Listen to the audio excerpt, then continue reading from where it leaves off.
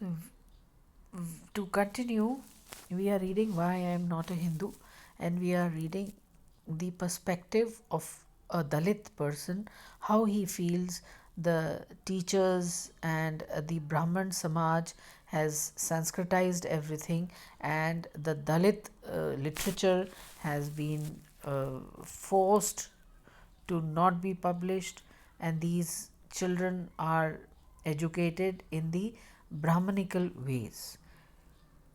So, childhood formations are important for a person.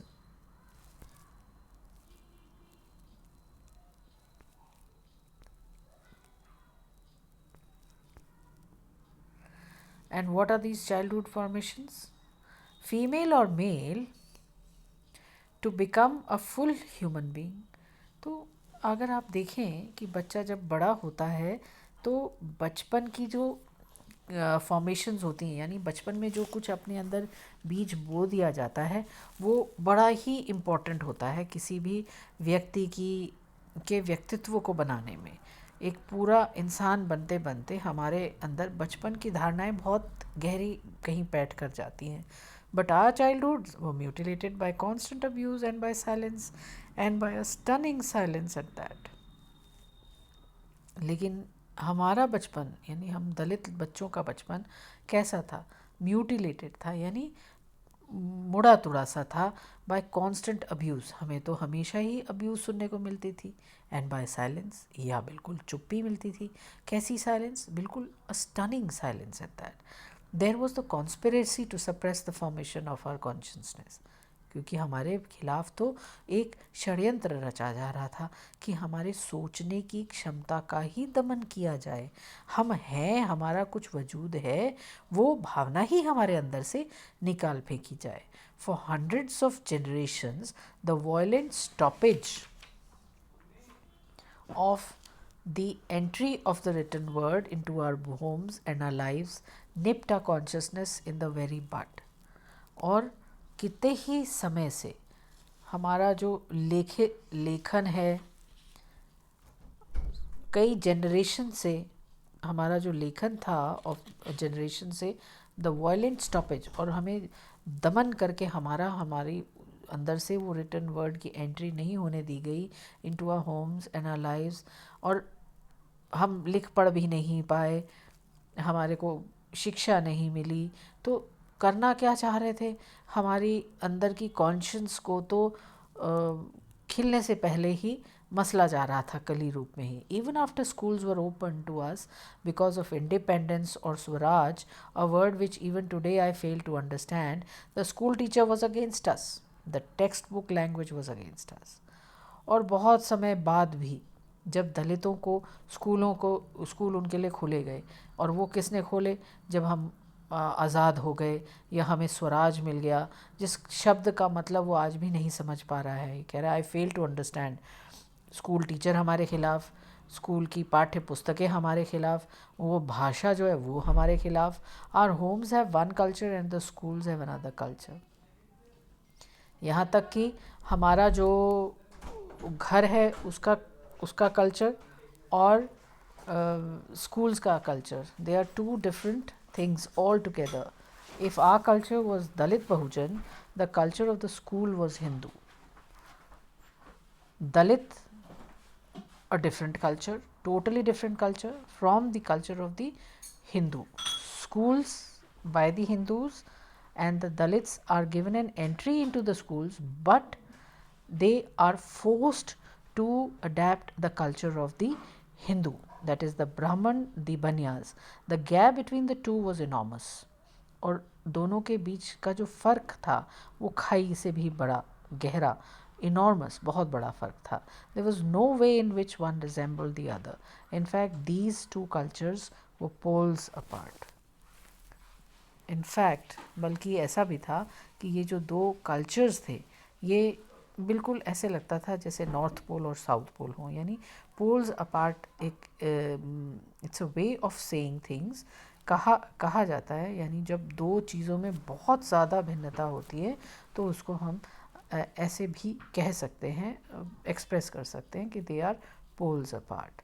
What difference did it make to us whether we had an English textbook that talked about Milton's Paradise Lost or Paradise Regained, or Shakespeare's Othello, or Macbeth, or Wordsworth's poetry about nature in England, or a Telugu textbook which talked about Kalidasa's Megh Chandram, Bomera Puttana's Baham, or Nannaya's and Tikana's Mahabharatam, except the fact that one textbook is written with 26 letters and the other in 56 letters. अब आप इसकी कुंठा को देख लीजिए. How frustrated this lad is who is a Dalit, that he says कि it was no different to him whether he was reading Paradise Lost by Milton or Paradise Regained by Milton or by Shakespeare or by a Telugu writer. लेखन किसी का भी क्यों ना हो, चाहे तेलुगु का लेखन हो चाहे अंग्रेज़ी का लेखन हो, दोनों ही उसके लिए अजनबी हैं. दोनों से ही वो अपरिचित है. दोनों में ही उसे कुछ भी अपना नहीं नज़र आता. दोनों में ही उसकी संस्कृति नहीं झलकती. दोनों में ही उसके जीवन का कहीं निचोड़ नज़र नहीं आता. सिर्फ फ़र्क एक है कि एक भाषा में 26 लेटर्स हैं, दूसरे में 56 लेटर्स हैं. यानी इसके लिए दोनों ही अजनबी हैं. We do not share the contents of either. We do not find our lives reflected in their narratives. हमें कुछ भी उनमें से अपना नज़र नहीं आता. कंटेंट जो कुछ भी जिसके भी विषय के बारे में ये लिख रहे हैं, कुछ भी उसमें से अपना नहीं है. And we do not find our lives reflected in their narratives. हमें अपना जीवन उसमें झलकता नहीं है, दर्शन नहीं आते उसके. We can not locate our family settings in them. हमारे परिवार की संरचना जो है, अगर सोशियोलॉजी सब्जेक्ट हम पढ़ रहे हैं जिसमें समाज हम देखते हैं कि हम कहते हैं कि किताबें जो हैं हमारे समाज का आईना है, लेकिन यहाँ तो वो बात भी नहीं है. आईना इन्हें नज़र ही नहीं आ रहा. They can not see their own family settings there. In none of these books do we find words that are familiar to us. और सबसे बड़ी विडंबना ये है कि इन्हें किसी भी किताब में ऐसा कोई शब्द नहीं दिखता जो पहले से जिससे वो परिचित हों. Without the help of a dictionary neither makes any sense to us. और डिक्शनरी की मदद अगर हम ना लें तो हमारे लिए तो दोनों ही समान है, तेलुगु हो चाहे अंग्रेज़ी हो. How does it make any difference to us whether it is Greek and Latin and that are written in Roman letters और Sanskrit that is written in Telugu. हमारे लिए क्या फ़र्क है, ग्रीक या लैटिन भाषा हो या रोमन लेटर्स में लिखी गई संस्कृत हो या तेलुगु हो. क्या फ़र्क पड़ा. हमारा इसमें अक्स कहाँ नज़र आता है, हम कहाँ झलकते हैं. हमारे बारे में जब कुछ है ही नहीं तो हमें ये क्यों पढ़ाया जा रहा है. ये विदेशी साहित्य पढ़ने पर मजबूर हम क्यों हैं. Right from school there mail children talked about their इनिशिएशंस into the Hindu religion through the उपनयन.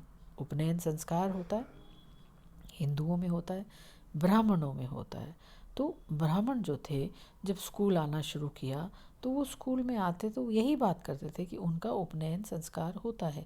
यानी वो इनिशिएट करते हैं, यानी उसकी शुरुआत होती है. From the day after the upanayana a white thread hangs around their bodies and from then on they are known as twice born, thus more pure and superior, whereas we always remain once born. द्विज शब्द हमने सुना है, पढ़ा है, आप भी जानते होंगे. द्विज यानी जिसका 2 बार जन्म होता है. और उपनयन संस्कार जो होता है, ब्राह्मण जब उनका वो संस्कार होता है उस दिन से वो एक सफ़ेद धागा पहनते हैं जिसको हम यज्ञोपवीत कहते हैं. यानी यज्ञ से पवित्र किया गया धागा धारण करते हैं, ब्राह्मण लोग करते हैं. और उस दिन से उनको कहा जाता है द्विज, यानी ट्वाइस बॉर्न. यानी 2 बार जन्म लिया जिसने. एक बार जन्म लिया माँ के कोख से और दूसरी बार ज्ञान प्राप्त करके उसने फिर से जन्म लिया. इसीलिए ब्राह्मण को द्विज भी कहते हैं. लेकिन दलित के लिए ऐसा कुछ नहीं कहते, क्योंकि दलित को उपनयन संस्कार का अधिकार नहीं है. जहाँ उपनयन संस्कार ही नहीं हुआ तो आप दूसरी बार जन्म कैसे लोगे. So you are still once born. So you whereas you will always remain once born. When we first heard about the Upnayan, we too desired to wear such a thread. जब हम स्कूल गए और हमने पता लगा बातों से कि उपनयन संस्कार भी होता है, तो हमने भी इच्छा जाहिर की भाई हम भी पहनेंगे. It is a different thing that many of us would have later thrown that thread into muddy waters as Baswa did at the early age of 12. और ये अलग बात है कि हो सकता है कि जब हमें समझ आती तो हम भी उसको उतार फेंकते, जैसे हमारे नेता बसवा ने किया था 12 साल की उम्र में ही. But the fact is that at the age of 7 or 8, if there had been an occasion when we became the focal point of the house and a priest came to initiate us into religion, we would have gained confidence.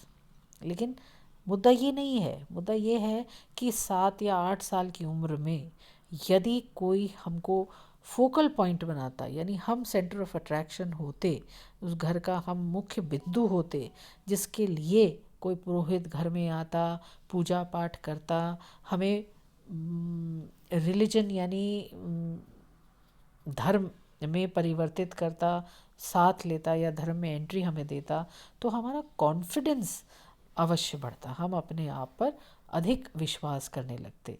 Not only that, when we learned that in the Brahmin, Banya and other upper caste families, initiation into writing takes place at the age of 4 and that it is also a festive occasion, how much we resented it. और यही नहीं, जब हमें पता लगा कि ब्राह्मण बनिया बच्चे जो होते हैं या जो ये ऊपर की सो कॉल्ड कास्ट होती है और इनमें जो होता है